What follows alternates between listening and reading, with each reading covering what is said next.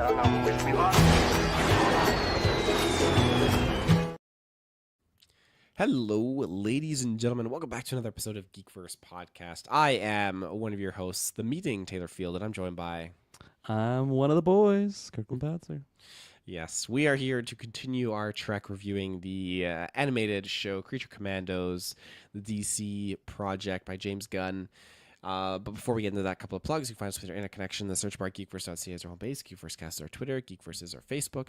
And be sure to check us out on our Patreon because you can get ad-free exclusive early episodes available there. It's a good time. Lots of stuff that has been dropping there. I also want to shout out our amazing Patreon producers, Aaron Braden, April of Darkness, Jack Grant, Mud, Sam, Superbad Mike, God Loves Me 69, Jeremy Renner, and Charlie Randall. You folks are fantastic. We love you guys very, very much. So... what else do we got popping off?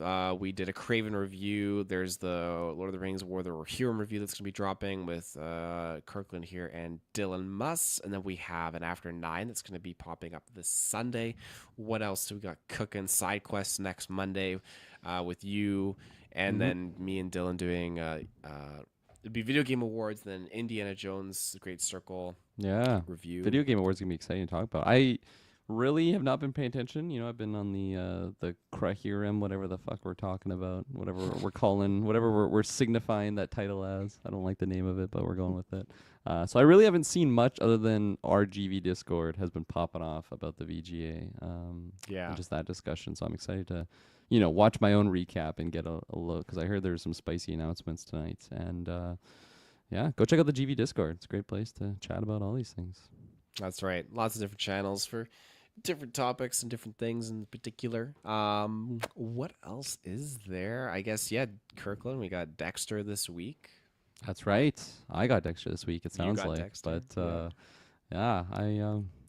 hype's not really high on that one. Yeah, I don't know. So we'll see how the trailer goes. It's always fun to at least talk about Dexter when it's about, because whether it's really good or really bad, I guess it's a good thing to discuss, but hopefully it's good. I'm anticipating an hour and a half long review with a good story at the start. Yeah, we'll see. We'll see if it makes it as long as this one, because these Creature Commandos episodes are not very long, and I'm just gonna take it away. Do it. I wish this was a binge model show. Like when it's 20 minutes and you have to wait a week in between. Like I'm intrigued. Like I think this is my favorite episode out of the 3 that have been released. I was really vibing with it. I really like the humor. Just more team interaction has been good. I pretty much like everything that I am seeing. It's just a bummer now. It's like, okay, yeah, I guess I gotta wait a week. And I guess on the other hand, this is a crazy busy month schedule-wise. It's already a Christmas month, so it's already intense with just planning, family stuff. We got lots of reviews and stuff around. So I guess maybe in one way, it's a blessing to not have to binge the whole show in one sitting to rush to get a review out. But I just feel like it's not really planting a lot of seeds of what could be possibly leading into, because you just don't have much time to really lead into a really, I don't know, engaging cliffhanger week to week. It seems like every episode is going to be kind of just focusing on a character, and then after that it is just pushing along kind of a unified story because they are all together. But it seems like we have our main crew on an adventure, and then we kind of just take a moment to focus on a character. Obviously, the first 2 episodes were released together, so it felt like a longer episode on the release. But just having this one as a standalone, it's not a spoiler. It's in the name. It's definitely a GI robot focused one.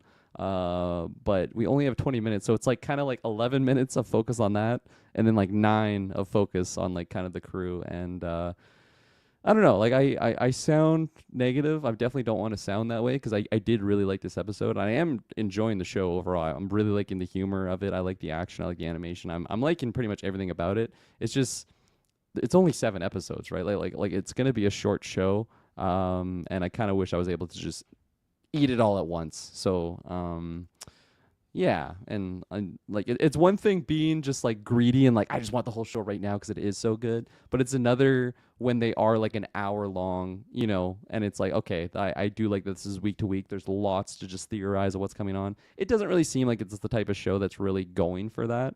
So yeah, I think personally I would have liked the binge model, but still really great. Really, really digging the show. I definitely recommend it to people. It's one that I bring up now when like people are asking. There is so much content to consume, but I still suggest people check out this show if you are able to find it, because I still have to go to my Blockbuster guy, in the dark alley to get my copies on this, because it's not on Crave. I found it actually on Prime Video. It's like through Stack TV or something, like another additional thing, but it's just weird to me that it's not on Crave, because it's usually, everything that goes on HBO or Max, whatever it's called, goes right on there. But is it just because it's like a Max only thing and like really trying to keep it contained in that streaming? I don't know. It's weird to me just not have it available on Crave for us here in South Canada. But yeah, it is what it is. It is How do what you it feel? is. Discuss. Discuss. I think that you're spot on with the fact that this should have been a binge watch. This just being weekly, their episodes are so freaking short, and it's tough enough for me to try and remember everything that's going on from last week, because they are just such short episodes. Even though we did get 2 episodes last week, but this time around, I will say on a positive note, this episode was much more my kind of groove. I really, really enjoyed it. I was really having a good time with it, but it's so freaking short. Yeah. So that's just such a con for me. And yeah, it would have been nice if we could just binge this, get it out of the way. Because I mean, we're still working through like Daredevil season 2, which I need to start watching that because we need to. I get haven't started those. either, so don't feel bad. Okay, okay, good. Yeah, so many things just in the works right now, and just for this to be a weekly thing for such a short thing as well, it reminds me of when I was doing Clone Wars reviews for like the final season and then Bad Batch. It's like, man, it is tough because they are such short episodes and Mm-hmm. there's only so much you can break down. But Yeah. at the end of the day, like that's fine. There's still some fun things in here to talk about, and Mm-hmm. I'm looking forward to breaking down one scene in particular that just made me laugh, and I knew it as soon as as soon as the door opened. I was like, oh no, I know exactly what's going on here. And I was telling Madison, like, That was this great. is how it's gonna go. Yeah, but me Madison was like, oh, they're really like sexualizing these characters. It's an Like, R-rated animated show, it's an man. R-rated animated show. They're spicy. It's They're bloody. very, very It's spicy. definitely feeling more R-rated than Craven that I just watched. To break the fourth wall. Absolutely, I will agree with that for sure. But yeah, is there anything else non spoilers you want to throw out there? No, no, I don't think so. I will say, like we're 3 episodes in, 7 episodes total, if I'm not mistaken. Honestly, right now, like if it keeps on pace, I want more of this show. I want more seasons. I'm digging kind of what's going on. There's some things that are little like hinting towards something by the end of this episode, and it made me curious as to kind of what the overall impact that the show will have on the greater DC, because they've already addressed things that have happened right in the DC universe. Yeah.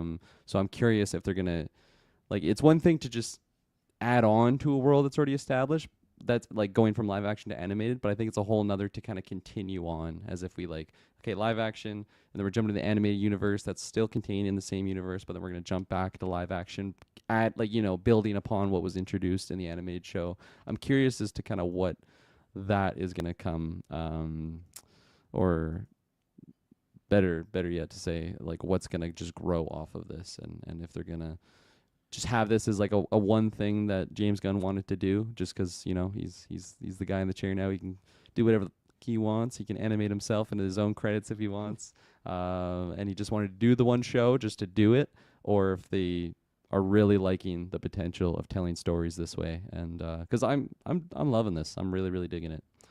I want more. Yeah.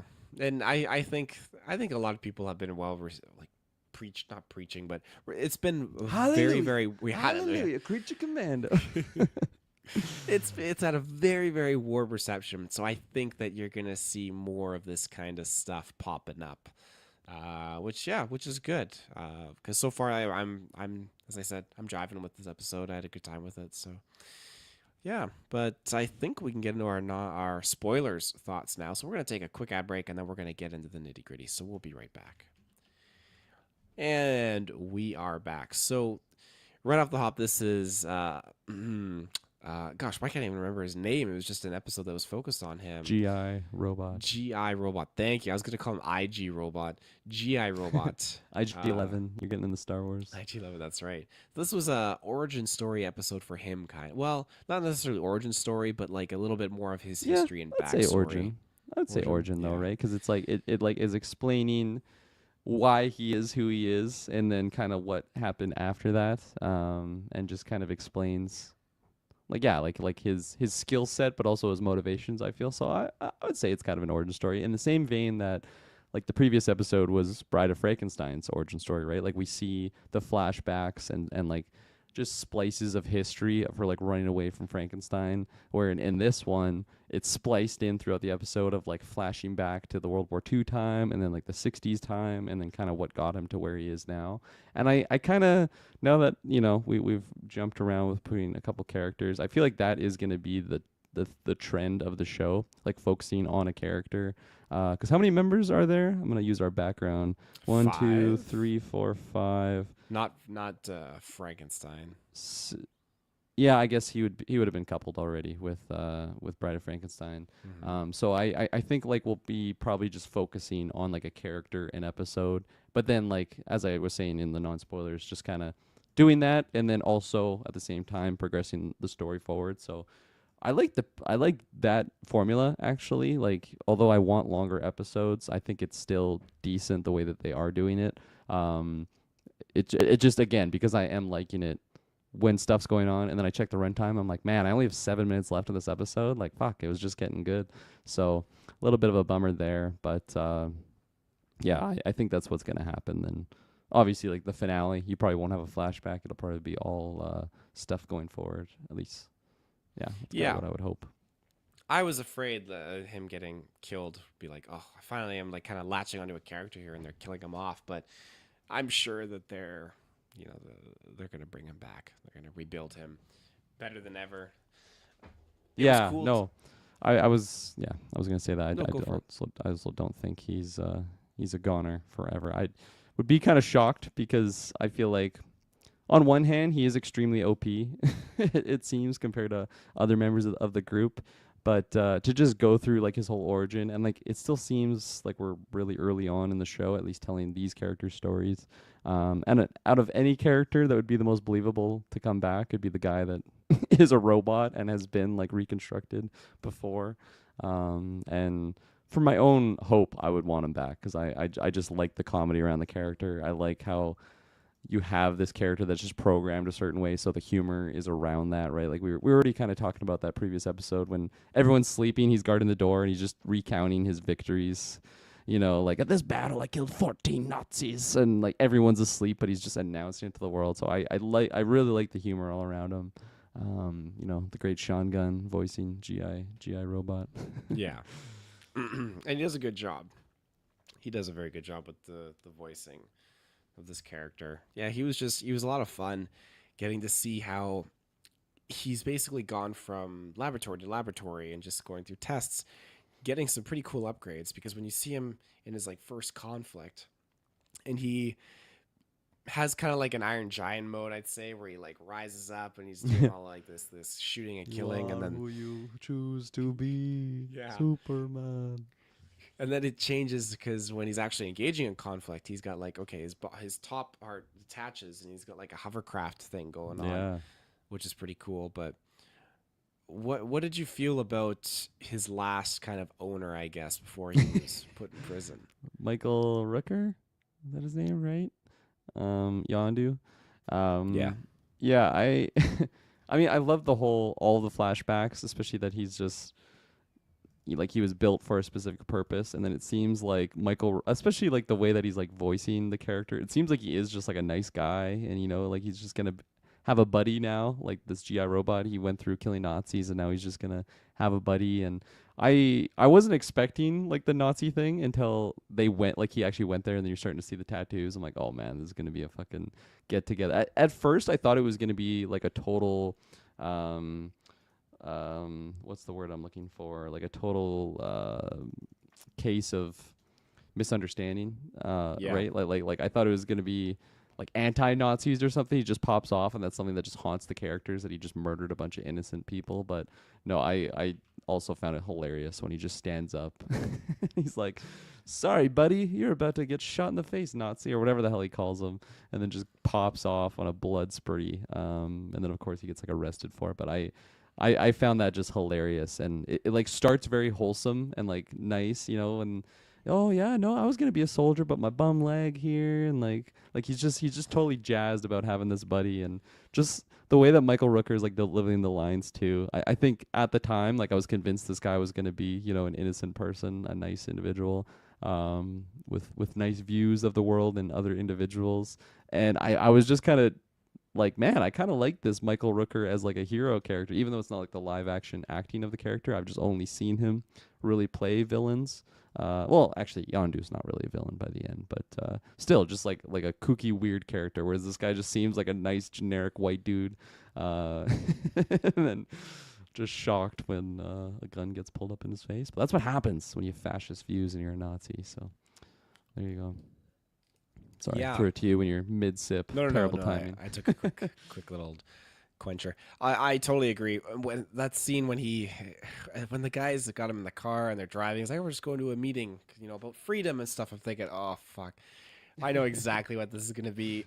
And they go in there and like GI robots inspecting the people's tattoos, and he's like, and, and then he sits down, and then the banner on stage opens up and it's a big swastika, and it's just GI robot. You could hear him mumble under his breath like, "Oh boy," Yeah. because Yeah. he knows that he thought he was friends with these guys, but then he knows what's got to go down. So That's that was really funny. That's what's so funny is like a lot of his character is like that robotic, stereotypical robot where he's just ones and zeros. Like there is no like gray areas. It's just like ones and zeros, and like I have my directive to kill Nazis and that's it. But he still has like some human like qualities in that regard, right? Like, he's just like, oh, okay, let's do this, and then gets up Yeah. and does his directive. But like he still has that human quality to at least like process like, oh man, like this is not exactly what I was hoping it would be, but it is what it is. So now I got to do what I was programmed for, and then so that humor around the character is just fantastic. So